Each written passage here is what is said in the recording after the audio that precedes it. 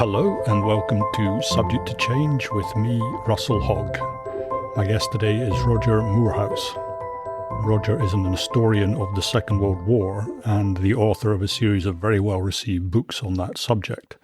So, for example, there is Berlin at War, which is what life was like in the German capital at the time of the war. There was The Devil's Alliance, which was about the Nazi-Soviet pact. And there's First to Fight, which is his history of the invasion of Poland. But today we're talking about his latest book, which is Wolfpack, Inside Hitler's U-Boat War. And I first came across this book when I heard Roger give a talk about it earlier this summer at the Chalk Valley History Festival. And it was absolutely eye-opening for me, because I've seen Das Boot, which I thought was terrific, but really nothing quite prepared me from what I learned from the talk and later from Roger's book. And I think a lot of the impact comes from the fact that Roger uses the diaries and letters of the German submariners themselves to help tell the story. And it really is an astonishing story of a part of the German war effort that suffered simply staggering casualty rates. Anyway, welcome, Roger, to the podcast. Thank you, Russell. Good to be here. I thought we might start with the physical experience of the boat itself. And what was it like on board a U-boat? And how many men are we talking about? How much space have they got? And how long are they out there on the boat? The easiest thing to describe is the Type 7 U-boat, which was, that formed very much the backbone of the German U-boat fleet in the Second World War. In total, it's about 60 meters long. The interior sort of habitable space, if you like, is about the same as two London Underground carriages end on end. So if you imagine, that's a fairly good metric for most people they can kind of get their heads around that. Obviously tapering at each end, but very, very cramped. Within that, you've got torpedoes, you've got living space, you've got a very small galley, you've got two massive diesel engines, which are enormous. They're 20 tons each, astonishingly.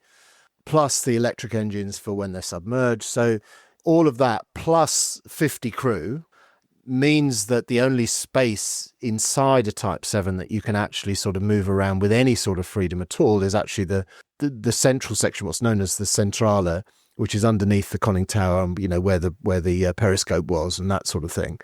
Everywhere else is that you have to resort to this sort of rather embarrassed shuffle past anyone coming the other way. So 50 men. Usually something like 5 or 6 officers and the rest being made up of ratings. So it's an extremely cramped environment. The Type 7 is actually quite a primitive vessel. It was a sort of development from the Type 3B, which was one that the Germans had at the end of the First World War. So there are some improvements from the Type 3B. It's somewhat safer, technological standards and so on are better. So it's a pretty primitive vessel in all respects compared to, for example, contemporary American vessels, U-boats or submarines rather, that for example had air conditioning, were generally much larger, much more comfortable. In comparison to those, the German ones are still pretty primitive. And you mentioned air conditioning, so is it hot in there? Is it cold in there? What's it like physically in there? It's pretty similar to whatever's outside. So you'd have the situation when, from the end of 1941 onwards, the U-boats are sent up to the Arctic, for example, to try and intercept the Arctic convoys, where they are sailing in freezing conditions. Then it very quickly gets very, very cold inside. So you'd have frost forming on the inside of the hull, for example. So that be extremely cold. And then the other end of the spectrum, cross the equator, you go down into the tropics, into the Indian Ocean, as the U-boats do, we'll talk about later on. Very quickly could get up to 50 degrees, was not unusual. So the men tended to be permanently sort of stripped to the waist with bandanas to keep the sweat out of they looked like pirates, basically. There was a great account from a Polish merchant captain whose vessel was sunk off the north coast of Latin America. And he was actually taken prisoner. It was quite a rare thing for the U-boats to actually take prisoners, but he was taken prisoner because he was the captain. They thought they might be able to press him for some information, and spent the next, I think, something like 6 weeks finishing their tour, finishing their patrol with them before they delivered him back to to Bremen, I think it was, as a prisoner of war. And his memoir, he survived the war, and he wrote this sort of memoir about that experience, which is fascinating because he talks about them operating in the tropics. Basically, they looked like pirates. They all had long hair. They had these sort of, various sorts of bandanas to keep the sweat off them. And they were filthy as well, so all bearded. And that was one of the sort of natural consequences of the fact that clean water was rationed, so fresh water was rationed. They were allowed to wash with salt water, but it was this sort of horrible soap, so most people didn't do it, which meant that they didn't shave, which meant that they didn't wash either, so they stank. BO was a problem, so everyone was wearing the same clothes because you couldn't bring spare clothes, there's no room. So you'd be wearing the same set of clothes for 6 weeks, potentially, and without washing. Yeah, I think one of the things that just slightly horrified me when I heard your talk was you said that the only spare clothes they could bring was one spare pair of underpants. Yeah, that was it. I mean, that was one spare pair of underwear for 6 or 8 weeks. The wonderful thing, I often, you mentioned Das Boot earlier on the film. If your listeners read my book first and then rewatch Das Boot, there's so much in it that actually rings true. And I funnily enough, I remember the film, like you, I remember the film from back in the day. I deliberately didn't watch it while I was writing the book because I didn't want to be influenced, right? Yeah. So as soon as I delivered my text, I went back and watched the film through 3.5 hours of it. And there were so many things that I was sort of ticking off mentally in my own, my own mind. Just, things that I'd mentioned, things that had come up in the memoirs. And one of them was the fact that if you look closely, you can see that various characters that are in the film, they're all wearing the same clothes all the way through. Yeah. That was how it was. One change of underwear. There's no lockers and sort of somewhere to store your stuff. It just didn't exist. There was simply no space. The ratings, at least, are constantly hot bunking. And it's an absolute breeding ground for diseases as well. So they all have skin diseases. Scabies, for example, spreads like wildfire. So it's a pretty grim environment, the whole thing. Do they have a medical officer on board with all these disgusting ailments? The short answer is no. I mean, they actual qualified doctors in the German Navy were a little bit like gold dust. So they weren't risked putting them on a U-boat, for example. So until later on, they had a later model of U-boat, which was a sort of supply U-boat, which was much larger, and it didn't carry any weaponry. It just carried sort of spare fuel and spare torpedoes, and it used to meet the other U-boats at sea and transfer over food and everything else. And they had doctors on them. So if there was something urgent that somebody had, you could actually, during that sort of liaison at sea, you could see a doctor. But generally, no, they didn't carry doctors. What they did have was a radio operator who tended to double as a medical officer, which meant that he'd had rudimentary training.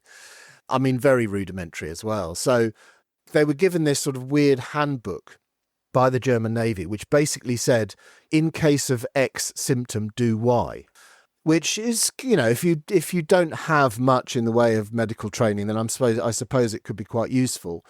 But very often it assumed, and that was also given to crews of destroyers, for example. So they've got much more space, they've got fresh air, they've got fresh water, all the things that actually, U-boat crews kind of didn't have. So a lot of the advice that it gave was, to ensure a ventilated area, keep patient dry, things like that. You can't do any of that on a U-boat. So a lot of the advice was completely useless. So yeah, make sure he gets out for walks in the fresh air. Yeah, precisely. Yeah, fresh air and constitutional walks. It's not going to happen. So a lot of the sort of the medical care is pretty rudimentary, and there's a few choice examples in the book. The main problem a lot of them have, aside from dramatic stuff, like if they do a crash dive and people are falling all over each other, and there's instances of broken legs, and there's one chap, I remember an account that he has his thumb torn off, which is particularly unpleasant. But the run-of-the-mill stuff is, as I said before, skin diseases, ear infections, eye infections. It's basically all the things that you can imagine from living in your own filth for 6 weeks. They had, right, scabies and that sort of thing. So. And all of them are affected. It's very common. Do they have a toilet on board? Yeah, they've got two. Type 7 has 2 toilets, one of which is basically used as a larder. So it's packed up with all the food that they took with them out of port, which the fresh food lasted for probably about 2 weeks, by which time you could use the second toilet. Again, it's rudimentary. It just sort of pumps out straight out into the sea, the other side of the bulkhead. So yeah, they had 2 toilets. There was a funny story of a later development. They developed towards the end of the war. They developed these pressure toilets, which meant that you could go to the toilet when they were submerged. Because I should add that a typical Type 7 was designed essentially to stay most of its life on the surface, right? Probably 95% of its time it would be on the surface, and it would only dive either to attack or to evade attack. Later in the war, because they're being hounded from pillar to post by end of 43, 44, they're using a snorkel. They're developing various methods of basically staying submerged for much longer. So the snorkel being the most obvious example. And that meant you had to have some sort of toilet that would sustain pressure or be able to operate at pressure. And they did that. So various valves and things that had to be all turned in sequence so that you could actually pump what you'd just done back out against pretty heavy water pressure. So when you're submerged. And there's a great example. I think it was towards the end of the war, might be about March 45, off the east coast of Scotland. A U-boat was actually sunk because the pressure toilet malfunctioned. So one of the crewmen did his business and then got the procedure wrong for flushing, and rather than flushing it out, it just kind of opened the valve and all of the seawater rushed in, and no one could work out how to stop it coming in. So very quickly, all this water and everything that the submariner had deposited in the toilet flooded the batteries, which gives off chlorine. This was always the sort of horror scenario for U-boatmen. As soon as you get too much water in, it floods the batteries short out, give off chlorine, at which point you have to surface, right? Because that will kill you fairly quickly. So you have to surface to ventilate the boat. So they do that, and and in this case, as I mentioned, the one with the toilet, they surface pretty much, right in front of a British destroyer, which destroys them. It's one of those wonderful stories which you'd think is apocryphal, but it actually isn't. It was sunk because of its malfunctioning toilet. There's a great part of your book when you describe how the U-boats come back into port, celebrating their victories or celebrating their survival, and they can be smelled from some considerable distance. Yeah. There was a thing, and this occurs in a lot of the memoirs and the sort of first-hand accounts. It was known as the U-boat stink.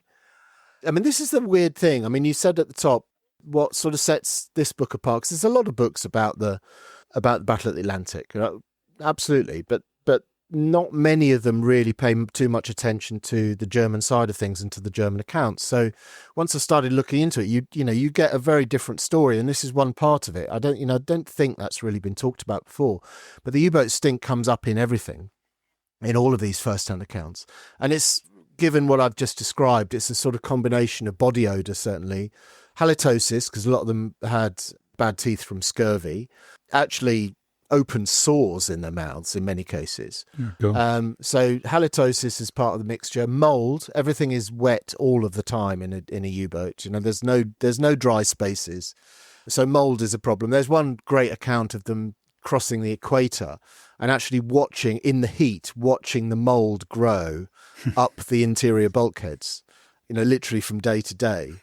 So, I mean, it's absolutely filthy environment. And then on top of all of that combination of smells, rotting food, because again, that was a constant, and diesel. Diesel was everywhere. You've got 2 massive diesel engines, like I described.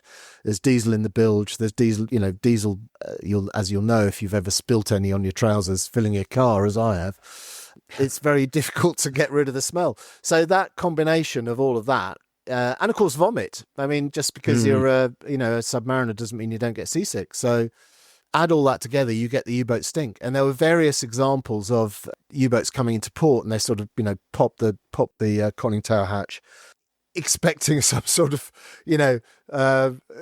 triumphant welcome, and basically the sort of welcoming party staggers back in horror when the smell reaches them.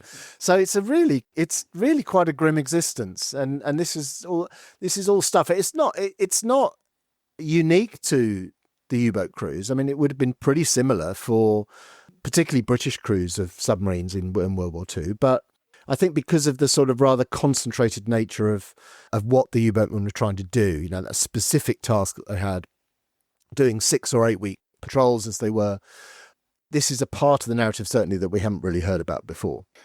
And so all these miseries, but this is as nothing when the British or whoever starts dropping depth charges on you. So what's it like to be on the receiving end of a depth charge attack? I mean, presumably this is in the diaries. Yes, it is. I mean, a lot of those that, of course, are lost. They will be lost with their diaries, usually with a few survivors. There are certain sort of patterns of sinkings, which is one of the interesting aspects of all of this. So, in the early phase of the war, the normal pattern of a sinking would be depth charging, like you described, which is basically a fairly dumb bomb, with a barometric fuse on it, which would be dropped in the vicinity of a submarine, of a U-boat. And if it exploded within, it's set to a depth, which was more or less a guess as to where the U-boat would be. If it exploded within something like about 20 or 30 meters of the U-boat, you could expect damage to the U-boat itself, which could be catastrophic, i.e. it goes straight down, or it could be enough to force it to the surface. So in the opening phase of the war, the standard kind of model of the sinking is damage to the U-boat. The commander makes the decision to surface. He's, saving his own skin and those of his crew, and he's going to surface, let the crew off. Very rarely they try and fight it out on the surface with whatever vessel it was that attacked them, but it's not a wise thing to do. They do have a deck gun, for example. They have an 88 deck gun, but you can't defeat a Royal Navy destroyer at close range. It's just not going to happen. So they might occasionally try and fight it out, but generally they would abandon ship and then scuttle the vessel. So pull the seacocks and then the U-boat would go down. In those cases, you do have survivors. So you can have people who actually would leave an account of what it was like to be depth charged, for example. They also did it in training. They used to do it with training as well. In a controlled environment, they used to have to familiarise themselves with the effect of depth charging, right? Because it's quite horrific. One of them described it, I think, quite aptly as like being in a sort of one of those enormous oil drums while 12 people hit the thing outside with sledgehammers, right? That was the sort of the sound. And so it's, very sort of all encompassing, quite terrifying. But I understood that quite often you could spend hours and hours being depth charged. Yeah. And because the depth charges have to come pretty close to sink you, you could be having this experience for hours and hours at end, and then eventually you manage to slink away. Yeah, that's very true. And the time, as long as their batteries are fully charged, they Type 7 could spend anything up to about 24 hours submerged. So you had a pretty good chance of getting away. And as long as you had a commander who would, be able to vary your height in the water, your depth in the column of water, for example, so that even with sonar, that the destroyer above you couldn't really get a fix on where you were. You had a good chance of getting away. So many of them did. And very often, the depth charging would be quite distant. And you could, even as an ordinary crewman, you could hear it as to whether it was getting more and more distant or whether it was getting closer to you. So that sort of ramps up, certainly if it's getting closer to you, it ramps up the sort of sense of peril if you can hear it getting closer and closer. And then once it does get closer, then you get that effect that I just mentioned, that it literally sort of rattles the fillings out of your teeth. And then you'd be plunged into darkness, for example. There was a brilliant account that I found in the archive, which was an interrogation report of a captured U-boat captain. And he saved what I think otherwise would have been a sort of total loss, because he was depth charged and lost control of the vessel. He was unconscious, lost control of the vessel. It actually went to the bottom, which fortunately for him was only about sort of 200 meters. Had he been out in the deep ocean, he would never have survived the day. But he came to when the U-boat hit the bottom, and it was pitch black, and the thing was keeled over to 45 degrees. He's waist deep in water. I mean, it's terrifying, and it's a very matter of fact account, but it's absolutely terrifying. And yet, he's got shrapnel wounds. He's got a shrapnel wound in his chest, for example. And he manages to communicate to his officers and his men that they have to surface. So they have to be able to blow the tanks, try and get rid of some of the water, pump that out very often by hand, blow the tanks and get to the surface, because they're not going to survive 10 minutes on the bottoms, which he does. And he surrenders himself and most of his crew as well. And some of them were killed in the action. But that is a really good example of what arguably should have been a total loss. And later in the war, with a less experienced captain, that would have been a total loss. Because, the captains later in the war are woefully inexperienced and ill-trained. And in many cases, a situation like that, they would lose their heads. Do people crack? I mean, I just wonder how people cope psychologically. Well, I mean, the short answer, I suppose, is that they don't, or a lot of them don't.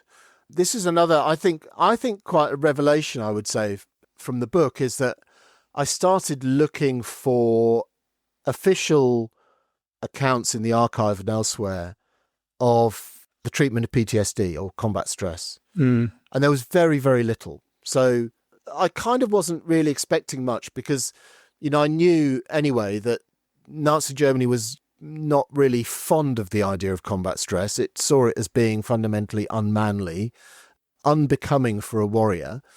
So they didn't tend to talk about it. The men didn't tend to talk about it, whether this was on land or at sea. The men didn't talk about it. The officials didn't talk about it. So it was kind of an unspoken thing. But I did find a report by 2 Navy doctors who did start looking into it, wherever they could find submariners to actually open up and discuss this stuff, which is not a given at all. And they said themselves that, we know this is the tip of an iceberg, but it was pretty clear that most crew suffered in some way from combat stress, whether that be, insomnia or anxiety. In some more spectacular cases, there are examples of people being struck dumb, particularly during stressful episodes like a depth charging, all the way up to nervous breakdown. And there's certainly one documented case of suicide during a depth charging attack. So the whole spectrum is there in terms of how the men process the stress that they're under. And if you, like you mentioned before, you could potentially be depth charged for hours on end, and then the same thing could happen the following day. And that stress of being at constant risk of imminent death is only interspersed with, if you were lucky, a bit of combat and trying to give as good as you get to the other side. So it's an extremely stressful environment for them to be in, and that is reflected in a lot of the first-hand accounts as well. They allude to combat stress without actually using the words. So they will talk about insomnia, for example, the various commanders and how they deal with the stress on board by methods like having an evening when they can the men can have a beer together and sort of unwind. And there's also that sort of thing. How you keep crew morale up in a submarine is really, really important. And there's a lot of attention to detail to that stuff, which again we don't really think about, but it's a crucial aspect in actually trying to manage the problem of combat stress. But I guess what I was wondering is, how do you get the men to go back for the next patrol after they've been through an experience like that? Well, they don't have a choice is the short answer. I mean, they've been conscripted. They've been conscripted, first of all. You potentially might have had the choice to go in, whether it was Navy or the Wehrmacht, for example, but you don't really have a choice beyond that. You're then selected for the submarine service, and that's sometimes on the basis of your own merits and experience. They were particularly interested in having people like plumbers, electricians, mechanics, and so on. People with practical skills, because you need that, right?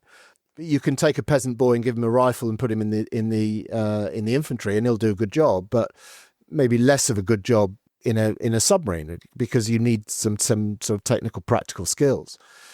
Yeah, I mean, they didn't really have a choice. So they were selected on their background, on their talents, but also just because very often because they were short. There was one wonderful fit in the bunk. Yeah, I mean, there was one wonderful account that I mentioned in the book where that particular cadre of recruits that have done the basic training in the Navy And they basically say to them, right, step forward if you're under 5'8". And those that step forward, they say, right, well, that's our next crop of recruits for the U-boat arm. And they're all kind of going, oh, like what the hell just happened? But I mean, it makes sense, right? You don't want people who are 6'3". You want the shorties that are not going to bang their heads all the time. One image I had pretty clearly in mind before I read the book is that the U-boat men were ruthless. And maybe a bit more than ruthless, actively cruel. So torpedoing, without warning, machine gunning the survivors in the water. But that doesn't really seem to be the case, according to your book. No, it doesn't. And again, I was expecting something similar, honestly, because a lot of the stuff that I've written before, you mentioned at the top my book First to Fight, for example, on the September campaign in Poland. Is unbelievable. It's an unbelievably brutal campaign. I think we have a stereotype of World War II where we imagine, I suppose, that at the beginning of the war, I wouldn't say civil or chivalrous, but it's not quite as brutal as it later becomes. So there's an idea, I think, that's an assumption that's very common, which is that you get this sort of galloping brutalization, which I think to some extent is the case, but if you look at the Polish campaign of 39, like the opening campaign of the war, it's unbelievably brutal. So I would say that the main driver of that brutality was actually the attitude that the Germans had to their enemy on a racial basis, right? Did they think, like the British and the French, that they were worth fighting and they were worthy adversaries? Or did they think that they were beneath them, that they were, lesser forms of human, basically? In which case they gave no quarter, right? And you have, in that Polish campaign, for example, there's like 600 massacres in the space of 5 weeks. It's astonishingly brutal.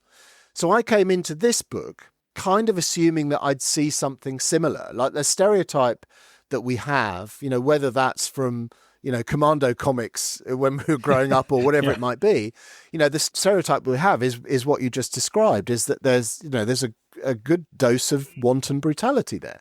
Now, if you look at the records and the war diaries and the records even of survivors of sinkings, whether civilians or military, you realise that actually that's a bit of a misnomer, a misconception. So the thing about attacking without warning, to a large extent, the U-boat force are forced into that. They have to do that in a way, because when they're engaging the convoys, and the convoys system is put into place right at the beginning of the war, you can't sort of advertise your presence and say, oh, by the way, here we are, surrender whatever valuables you're carrying. I mean, it just wouldn't work. You get blown out of the water. The circumstances force them to attack without warning. But prior to that, there was this thing called the prize regulations, which was an interwar sort of legal agreement, which the Germans had signed up to, which essentially sought to make submarine warfare legally unviable. The prize regulations basically stated that a U-boat was supposed to, when it found a vessel that it wanted to investigate, it would surface, it would engage with the captain, whether, send a boarding party or by other means, ascertain where the vessel was from, who owned the vessel, what it was carrying, where it was destined to, all of those details. And then if it was decided that it was an enemy vessel, then they had to give the crew notice. They had to abandon ship. Then it could be sunk once they had abandoned ship.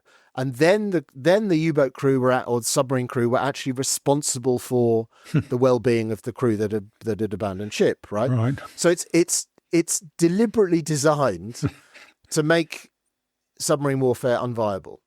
And the Germans, to my astonishment, actually tried quite hard to stick by these rules at the beginning of the war, 39-40, right? If you look at the sort of the patterns of sinkings versus death tolls as well, very, very often they're sinking quite a few vessels in this time, but the death tolls are really quite low. And it's because they are usually, where possible, where they're not in convoy, if you're engaging in an individual vessel, they would proceed by the prize rules. And there was a couple of mad examples of U-boats that would actually tow the lifeboats with the crews that they just sunk, effectively. that they would actually tow them to safety, because it wasn't enough just to, say off you go. They actually, as I said, were responsible for those crews. So there's one example where, a U-boat actually towed the crew to the Irish coast and, set them ashore. This was no way to prosecute a war. And they knew it. I mean, it was farcical. Later on, that sort of develops into, there was a concern generally that they would give the crews that they'd just sunk. They would say, do you need any medical help? Can we give you water? Can we give you blankets?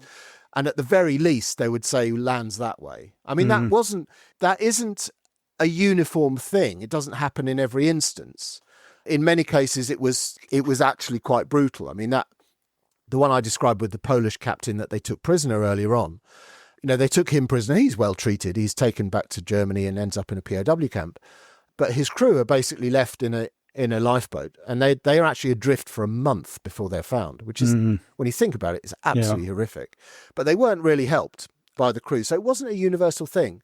But the key point is, I think, that image of wanton brutality, of machine gunning the crews, only actually happens, as far as we know, once. And that's the infamous case of the SS Peleus, which is in the book. Only happens once. So generally, and this was a surprise to me as much as anything, the way I would formalize this is to say that, yes, of course, the regime is absolutely bloody and brutal and murderous. However, U-boat crews, I think, tended to cleave, as did arguably the wider German Navy, tended to cleave to the older idea of, solidarity of the sea and all of that. And they tended to actually try to follow the rules to some extent. I mean, so much so that the famous Laconia incident of September 1942, halfway through the war, the Laconia incident is basically the vessel U-156 sinks the Laconia, then spends 5 days trying to save the survivors from the sinking. And is eventually attacked itself, and it becomes a scandal in German naval circles, because they say, why is this vessel? Why are we trying to save these crews and the survivors from the Laconia? Because the higher ups said this was nonsense, but the crews and the commanders tended to do it. So right in the middle of the war, they are still being told off for saving survivors. Well, I mean, they are attacked, I think, by an American plane. But is that not when Donitz gives the order? Maybe they've already given the order, but he's absolutely firm from now on there's to be no more rescues. That is the end result, is that Donitz is basically browbeaten by Hitler. Hitler says, why are we doing this? Why the enemy personnel, they should be shot, right? And Donitz basically says, well, that's not how it works. I paraphrase, but he basically stands up to Hitler. But the consequence of that is that Donitz gives the order that from then on, they were not to help sunk crews. It still does happen in isolated examples, because, as I said, I think that ethos of the solidarity of the sea is one that actually is quite hard for sailors in general to get rid of, to jettison. But that is the moment, you're right, that's when Donitz says, we've got to stop doing this because it's insane. And it kind of was insane. It was a brutal campaign. It was warfare. So we can't dress it up completely. But that sort of wanton committing of atrocities is conspicuous by its absence, which I thought was a surprise. So let's move on to the campaign itself. So what was Donitz actually trying to do? And as much to the point, does he have the resources? Does he have the boats to do it? Yeah, I mean, in German, it's known as essentially a Handelskrieg, so it's like a trade war in effect. That was the phrase that they use, and it's basically about tonnage. So you've got to sink as many tons of cargo vessels as possible to strangle your enemy into submission. So it's economic warfare. 36 onwards, basically, when the U-boat arm is reconstructed. I mean, the Germans were banned from having submarines under Treaty of Versailles. So that's the intention, is to sink, enough of your enemy's cargo vessels and supply vessels that you at least force them to negotiate with you, right? And it's a reasonable assumption, given what the German U-boat arm had achieved at the end of the First World War, that this could be effective. But the problem for Donitz was that he couldn't really convince the higher-ups that this was a viable proposition until it was too late, effectively. So consequently, he goes to war in September 39, as he puts it himself, woefully under-equipped for carrying out his allotted task of trying to disrupt Allied shipping. He goes to war with numbers vary according to who you read, but I always say it's 29 combat U-boats, which is much smaller than anyone imagines. And actually, given the way the fleet tended to be used, they tended to go on rotation. So you'd always have, you couldn't have them all out because you'd have to have them all back again. So they tended to go on rotation. So you'd have, generally, broadly speaking, a third of the fleet would be out, a third would be in port refueling and revictualling, and then the other third would be transitioning between the two, right? So you always had a third of your fleet, broadly speaking, out in theatre, which means that the numbers available to Dönitz reduce even further. So rather than 29 U-boats out in theatre, he probably had something like 10 at the beginning of the war, right? Actually in theatre at any one time, which makes it sound a lot less threatening than it did, to most Brits at the time. And you've got some pretty significant sinkings about. You think of the Athenia, for example. You think of the Royal Oak in October of 39. What's the Royal Oak? That was the British battleship that sunk at anchor in Scapa Flow in October 39, which is a massive loss of life. About 800 plus sailors are killed. It's a remarkable feat of seamanship, actually, by U-47 Gunter Prien to get into Scapa Flow and then out, to carry out the attack and then out again. So it was, held up as an example that, U-boats and submarine warfare was the future. Yeah, but it's actually very atypical because, as I said, it doesn't fit the pattern of actually attacking merchant ships, which was the primary target, right? That's what they were supposed to be attacking. But even with his limited resources, and maybe things do ramp up a bit because for a bit it does seem to be working, at least to some extent, because the crews call it the happy time or something like that, where they are sinking significant tonnage. But I'm not quite sure from your book even whether even at their best it's really working. Yeah, it's true. That opening 2 years of the war, probably, they are, as you said, they described it as the happy time. They are putting together some pretty good figures. That's partly because you have some very experienced captains in that time. You had people like Gunter Prien that I just mentioned. Prien had a good 10 years in, the Merchant Marine and the Kriegsmarine behind him before he even set foot on a U-boat. So, he was tremendously experienced as a seaman and brought that experience with him. And others were very similar. You think of someone like Otto Kretschmer as well, had tremendous experience prior to coming to the U-boat arm. So, they were very, very gifted. They were very experienced commanders. And a lot of the crews as well of that in that opening phase, a lot of the commanders and crews were people who had served from the late 1930s, from the reconstruction of the U-boat arm from 36 and 37 onwards. So that was really the creme de la creme of the manpower was available then. They, of course, mostly die off in that opening 2 years. So that's part of the reason for the drop-off in performance. And also the Allied countermeasures, apart from reinstituting the convoy system, were really pretty undeveloped for the first 2 years of the war. You've basically got depth charging, which is a pretty dumb weapon. It's very defensive. They're not yet taking the combat, taking the fight to the U-boats. And those experienced commanders exploit that, I would say, naivety really very, very effectively. So you get someone like Otto Kretschmer you'd have a Wolfpack attack on a convoy and they would attack from the outside, draw off the escorts, and then Kretschmer would pop up in the middle of the convoy and literally ride up and down the lanes of maybe a 40-strong convoy, picking off all of the juiciest targets, which is, usually things like oil tankers. They're attacking at will pretty much in that opening phase. So they're posting really, really amazing figures. Some of those tours that U-47 and others U-99 go on, they're coming back having sunk 40 or 50,000 tons, which is insane. So, yeah, they are having great success, but it's as much to do with the I would say the weakness of the Allied countermeasures as anything else. And once you have, 43 is the great turning point in all of this. Spring of 43, in the previous 6 months, the U-boats under Dönitz have kind of gone toe-to-toe with the Allies.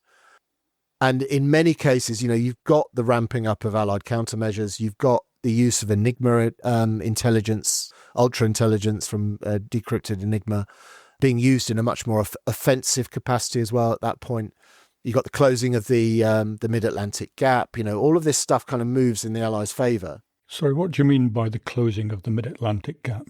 So the mid-Atlantic gap was the gap in the middle of the Atlantic where Allied, which was not covered by Allied, the air umbrella, right? So aircraft out of East Coast US, UK and Iceland left a gap in the centre of the Atlantic where basically the U-boats were pretty much scot-free. They were home free. They knew if they were going to be attacked, it had to be from a destroyer. They could usually see them coming a far long way away. The primary killer of U-boats is air attack, which again is not what we think. We think it's depth charging, but it's not. It's air attack. So that was where they could rest up. They could have those rendezvous with the supply vessels, for example. If the weather was fine, they would surface and everyone would have a swim. I mean, things like that. It's all in the records. So the closing of the Mid-Atlantic Gap is a sort of significant moment. That's in the. But how do they do that? Because they can't build an island. Using sort of drop tanks and that sort of thing. So extending the range of aircraft. For the Allies, that's a significant moment that suddenly U-boats don't have the safe space to resupply or do whatever they have to do. So that's one of the factors. So from 43 onwards, the war shifts, pretty swiftly against the U-boats.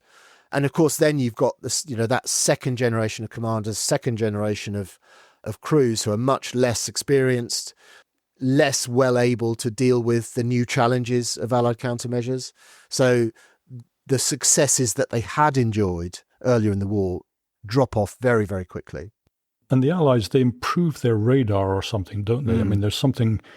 Can they fit the radar on board the airplanes? Is that right? That's a game changer. I mean, it's there's always a constituency of historians and enthusiasts who will essentially attribute every success in World War II to Enigma decrypts, right?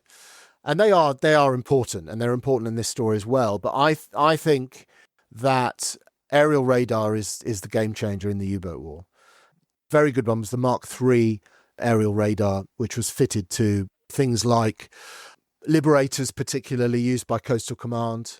And they would pick up a U-boat on the surface, and as I said, they spent most of the time on the surface, from anything up to about 15, 17 miles, something like that. And they could zero in on it. By the time the U-boat saw their attacker coming, they had a minute to dive. And it took them 30 seconds to crash dive. So they got 30 seconds of leeway. That's how close the tolerances got, how tight the tolerances got. And there's a lot of cases of those crews basically kind of looking up and seeing this this aircraft coming in, preparing to attack, and basically kind of collectively having a panic attack. And, that's 10 seconds gone. And then they order a dive, and very often they don't survive the day because it's happening so quickly. Yeah. And do the Germans really understand what's happening to them? Because we've got Enigma and they don't really have aerial radar in the same way. So do they know what's going on? No, they generally don't. And this is actually a really interesting angle of the book, because I do describe some of those developments. But, my perspective in the book is always from the German side. So I do describe them and explain them. But the key thing is you look at from the German perspective, they didn't know. So they didn't know that Enigma had been compromised. I mean, even Dönitz, when he wrote his memoir post-war, he wrote his memoir in 56, 57. So he'd been in Spandau for 10 years. Came out, wrote the memoir, which is a really interesting book. But, he says in that, I still don't know if the Allies broke Enigma, because we didn't admit to it until the 1970s, right, publicly. So he didn't know in the 1950s. So they certainly didn't know in the 1940s. They knew that they're being detected with radar. So they had these radar detectors that would detect when they had been pinged by radar, right? But they didn't trust them because they didn't always work. And crucially, once the British went from the Type 3 to the Type 4 radar, which worked on a different wavelength, then the detectors that the Germans had no longer worked, right? So then the Germans, are being attacked out of a clear blue sky, and suddenly everyone's saying the bloody radar detector doesn't work, right? It's letting us down. And then the rumor spreads that rather than being a radar detector, it's actually betraying their position, right? And this idea spreads like wildfire. So you get them switching the thing off, right? Gosh. Which is mad when you think about it. This is the machine that's been developed by German boffins to try and save their lives, and the commanders and the crews are going, let's switch the bloody thing off. It's betraying us, right? So they are in a weird world of kind of superstition and fragmentary information where they're making decisions like that, which in many cases cost them their lives. Well, let's talk about the lives. I mean, what are the casualty rates throughout the war? Pretty brutal.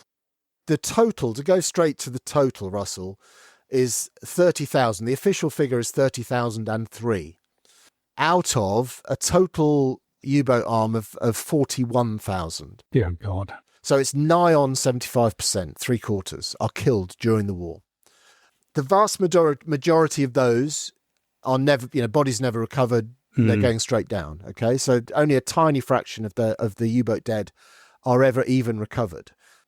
In terms of looking at how that war shifted in the statistics as well, as I just mentioned, from 43 onwards, you've got that grand shift, right? You can look at the lifespan of an average crew, how it was calculated statistically.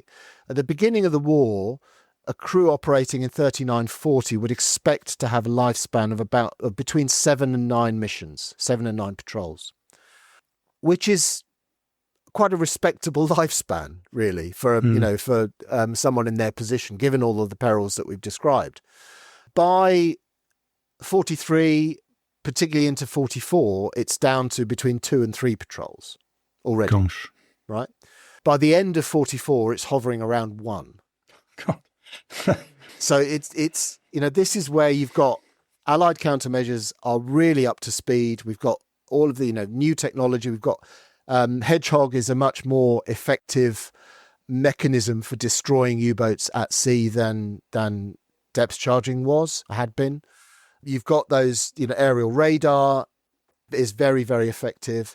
On top of all of that, you've got German crews that are woefully inexperienced. You've got commanders who have been, seconded in from a desk job in Wilhelmshaven and have never set foot on a U-boat before, and they're given 6 weeks of training and told to go and command a U-boat, right?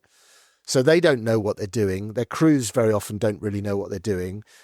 That shows itself, in extreme situations when they're under attack. They make the wrong decisions, all of which accounts to a large extent for that shift. So by the end of the last 6 months of the war, most crews that are going out statistically are on a death ride because the chances of them coming back are pretty close to zero. But so why is Dönitz? My image of Dönitz is not as a cruel man. So why is he doing this? I mean, this is more like something Hitler would want. Although maybe Hitler is giving the orders. I don't know. Yeah, it's true that, and the key thing in that respect is that in the spring of 43, late spring, early summer 43, May 43, Dönitz withdraws his wolf packs from the Atlantic because they've had a bloody nose from the Allies, right? And the line that he gives, and actually one of his 2 sons is actually killed in those engagements in Black May. They call it Black May. So he withdraws the wolf packs, but that doesn't mean that he stops submarine operations. Far from it. If anything, submarine operations kind of dissipate. So they're no longer just concentrating on intercepting convoys in mid-Atlantic, because that's too bloody. That's too costly to themselves for them to keep doing it. But they spread elsewhere. So they spread down into the South Atlantic. They spread down into the Indian Ocean and beyond. I mean, as far east, I think they get as the Java Sea. West coast of Australia by 1944. They're patrolling there as well. So it's not that they get withdrawn, they just dissipate. And in that way, they're kind of avoiding the hard target, which is the well-defended, well-drilled, by this stage, well-drilled convoys. They're going for lone vessels at sea, smaller convoys elsewhere in the Indian Ocean and elsewhere. So they're still fighting, and they're still convincing themselves that they're still pursuing the same goal. They're still sinking vessels, for example, but much, much reduced from the earlier phase of the war. So it's pretty rare, even, from 1943 onwards, it's pretty rare for a commander to even get to, sinking 10 vessels. Like compared to what they were doing earlier in the war, when a good commander would sink 10 in one patrol. Yeah. Later on, it's unusual to even sink a single vessel. So, there's a great example that I think sums up this problem that they're in, this sort of spiral of the latter half of the war. I think it was U-426, I think it was from memory, which was launched in the summer of 1943, fought all the way through to the end. So 2 full years in theatre. It sank nothing in that time, and it was depth charged over 600 times, right? And that says everything that you need to know about the U-boat experience in the second half of the war, right? Yeah. So they're really not sinking, anything like the figures from before, and instead they are subject to constant, brutal harassment and and depth charging and aerial attack and everything else, and the hunters, absolutely, it's a cliche, but the hunters become the hunted. Yeah. There was a section in your book that really surprised me, which is that towards the end of the war, the German Navy finds itself doing something completely different, which is running a sort of a German Dunkirk, which I'd never heard of. So do you just want to tell that story? Because I think it's terribly interesting. Yeah. Operation Hannibal it's not very well known, actually. It kind of should be. I think this is the reason it's not well known. I think is it's Eastern Europe, and I think we traditionally, a bit like Chamberlain in 1938, we have a sort of collective blind spot a little bit about Eastern Europe. So as the Red Army is advancing at the end of 1944, they effectively get to East Prussia. So that sort of lump of German territory, that province of East Prussia that stuck out in the Eastern Baltic. That is reached in October of 1944 by the Red Army. And they sort of swoop down, they attack East Prussia, but they also swoop down and envelop it effectively. So they cut it off, more or less on the line of the River Vistula, which is the river that now runs through the centre of Poland. So the Germans have a decision to make. A lot of their U-boat bases and boatyard facilities are in the Eastern Baltic. That was like their playground, test ground for a lot of the U-boats. You've got things like the Schikau work, which is in Danzig, in modern-day Gdańsk, which is pumping out U-boats left, right and centre by this stage. So they have to evacuate both manpower and sensitive materials and blueprints and so on, and the injured and civilians. There's a massive effort to basically evacuate East Prussia before the Soviets can cut it off. And that means a seaborne evacuation.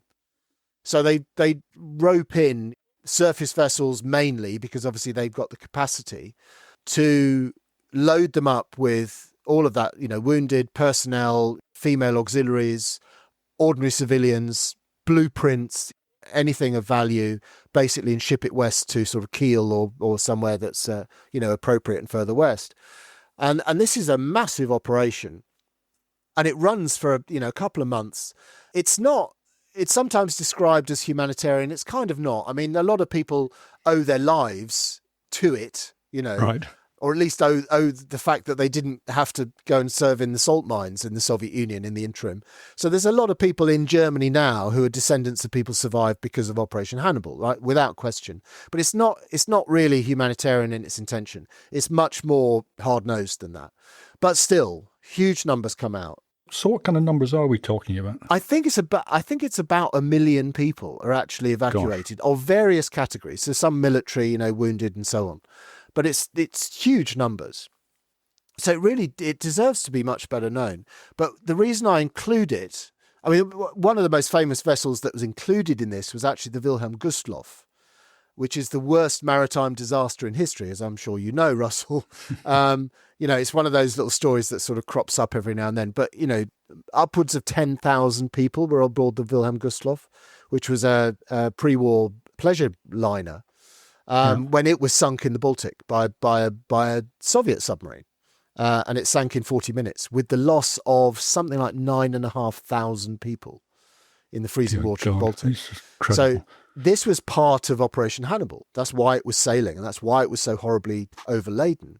But the U-boats are used for it as well. So U-boats are sent west, very often rammed to the gunwales with, Hitler Youth boys, for example. You might be carrying, I think one of them was carrying 60 Hitler Youth boys, as well as all its crew.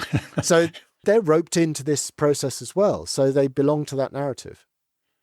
Funnily enough, I was on a sort of a cycling tour up from Lübeck up to Flensburg along the Baltic coast, and I came across the Gustloff Memorial, or a Gustloff Memorial in Damp, and just a small thing. I hadn't known anything about it until I came across that. Yeah.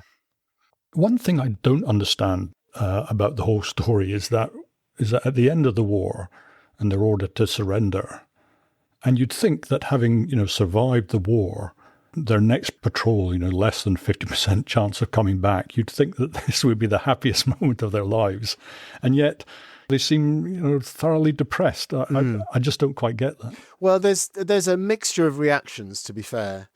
So there's a lovely account of the next batch of recruits who are being trained up for the U-boat arm.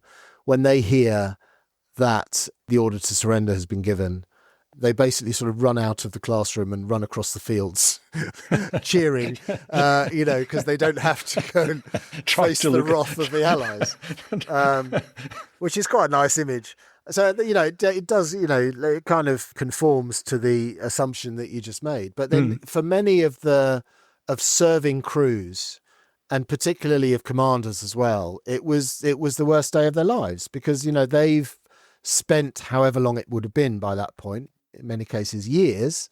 There are very few U-boats that actually served all the way through, incidentally. I mean, they're rare as hen's teeth. One of them, I think, was U-48, was, one of the most, has the longest service life.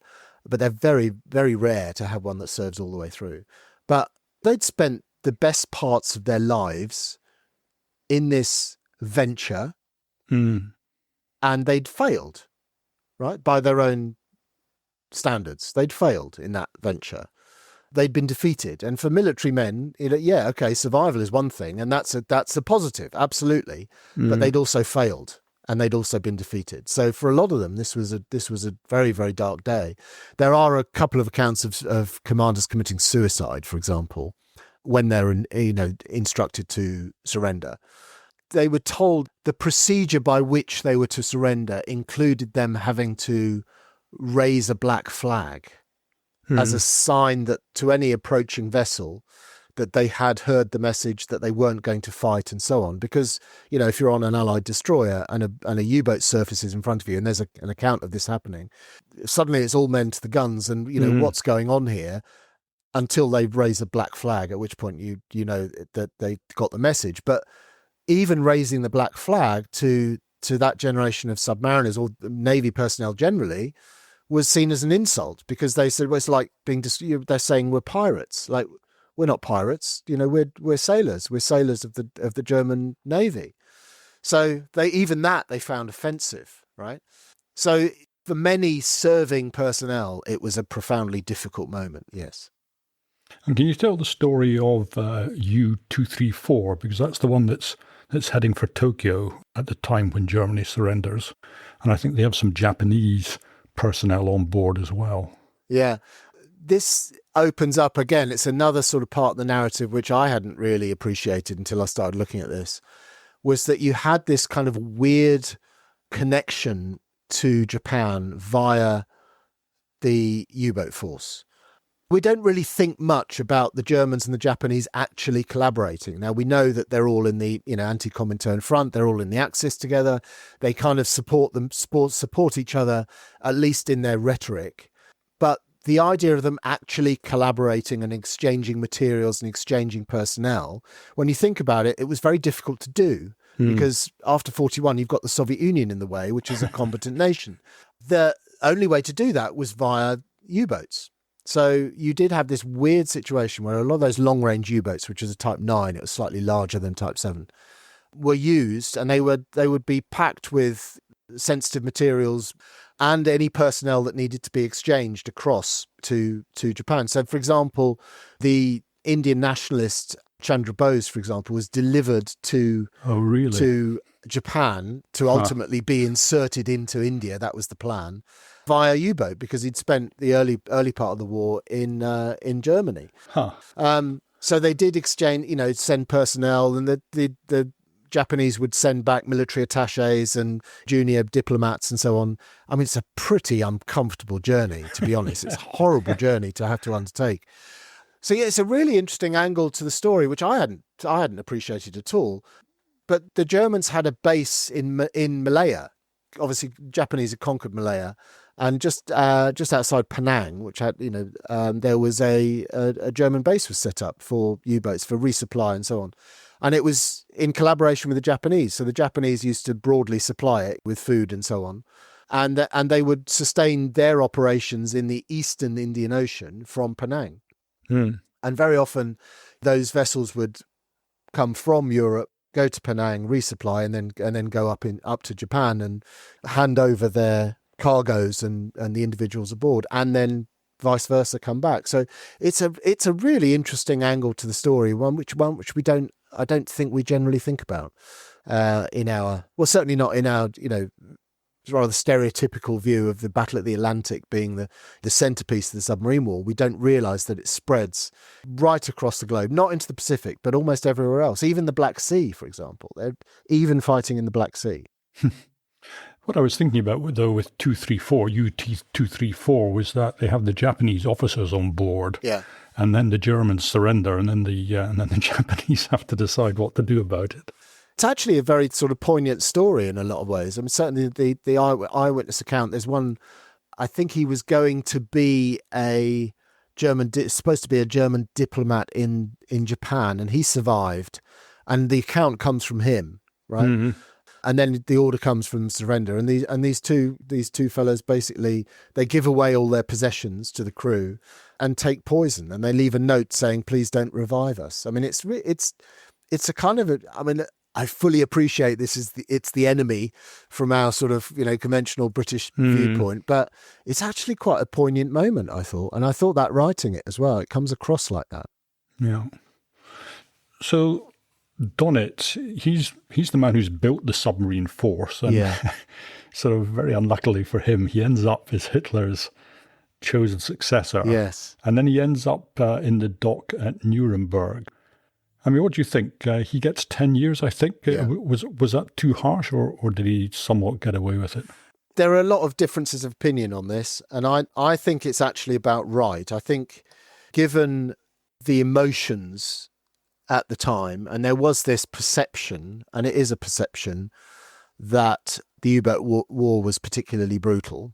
His case is not helped by the fact that he was named as Hitler's successor. Let's be honest, he was a Nazi. I mean, he was a believer in Hitler's genius and all of that, and the Nazi project. But in the wider sense that as he claimed at Nuremberg, and I think this was with justification, he claims that he didn't have oversight of the plans for war, for example, the planning of the war. I mean, he was... When you look at his career as a submariner, he's obsessive. He's an obsessive micromanager. And he was obsessed with what was within his control, which was the U-boat arm, with his boys, as he called them. That was his world. I can believe that he didn't have oversight over other stuff, and certainly not the big picture, because he was too obsessed with his own little world. And his defence on that front, so his defence in terms of how he conducted the war, was, very cleverly done by his lawyer, but I think, with justification, because he basically looked at the American prosecution of the submarine war in the Pacific, and the Americans in the Pacific were actually trying to do exactly the same thing as the Germans were trying to do in the Atlantic. You've got an island nation almost entirely dependent on foreign trade. So the best thing to do to try and knock it out of the war is to cut all of its trade links, right? Exactly what the Germans are trying to do in their tonnage war. The Americans are doing actually very successfully against the Japanese. So by the end of the war, they're bringing the Japanese domestic economy to its knees through their sinking of Japanese merchant vessels. And in some cases, there were atrocities committed in the process. So Dönitz's defense was basically, well, I conducted the war pretty much exactly as you conducted the war in the Pacific. And they actually got, I think it was Admiral Nimitz was brought in as a sort of witness unwittingly in the defense of Dönitz. But basically said, things happen at sea, and, sometimes the crew's carried away in the moment and people get killed and so on. Essentially, that was Dönitz's defense, was that I did the same as you. So if I'm in the dock, you've got to be in the dock. That was the implication, which was kind of an uncomfortable one for the Allies at Nuremberg. So I think 10 years for Dönitz, honestly, I think is okay. I think it would have been unjust for him to have been hanged or given maybe 20 years or whatever. But as I said, he is a Nazi. He's not a woolly liberal. He's not someone that you want to have tea and cake with. Let's be honest. But I think he is his defense was a justifiable one, that he didn't have oversight and certainly not any sort of decisive hand in the wider conduct of the war. Okay, well, I think we've done the subject justice today. So shall we leave it there?